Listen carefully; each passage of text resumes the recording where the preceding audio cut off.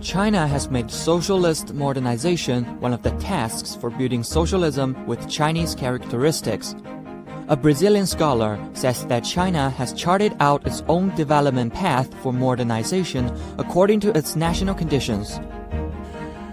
A China aprendeu duramente com a história que ela precisava encontrar o seu caminho de desenvolvimento sem esperar que este caminho fosse apontado e, ao mesmo tempo, compartilhado por outros países desenvolvidos.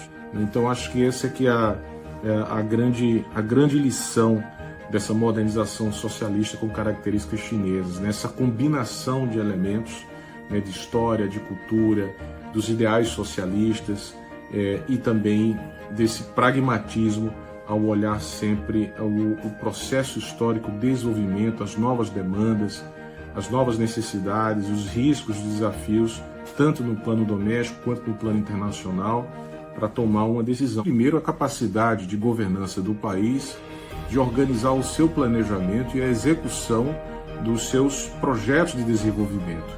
Esse é um componente importante. Em virtude desse modelo de governança liderado pelo Partido Comunista Chinês, a China tem a capacidade de elaborar projetos de longuíssimo prazo, né, e poder executá-los. É importante. O segundo que eu gostaria de mencionar é a governança que se direciona para a promoção do desenvolvimento científico.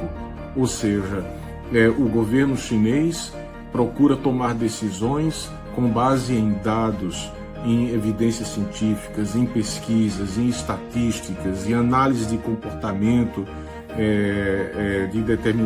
do comportamento dos governantes, da população. Há um outro componente importante que vale a pena mencionar e que explica, né, esse sucesso, né, da China no caminho da modernização, que é uma governança também muito orientada para a meritocracia, né? Quer dizer, as lideranças políticas, elas são cobradas pelos resultados e a carreira delas são muito definidas em função desses êxitos concretos. The expert also spoke highly of China's goal of achieving common prosperity, which is one of the key features of the country's modernization.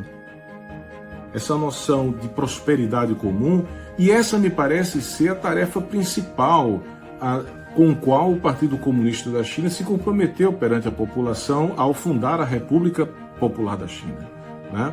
Ou seja, um governo para o povo, pelo povo, do povo, e que de fato está preocupado em distribuir, né, a riqueza nacional no sentido de permitir que todos possam usufruir dos benefícios de um país economicamente desenvolvido, né? Então, a modernização ela tem que ser uma combinação, né, de uma riqueza material, mas uma riqueza material que permita que esse crescimento econômico do país, a população toda possa usufruir, seja um exercício de cidadania inclusiva.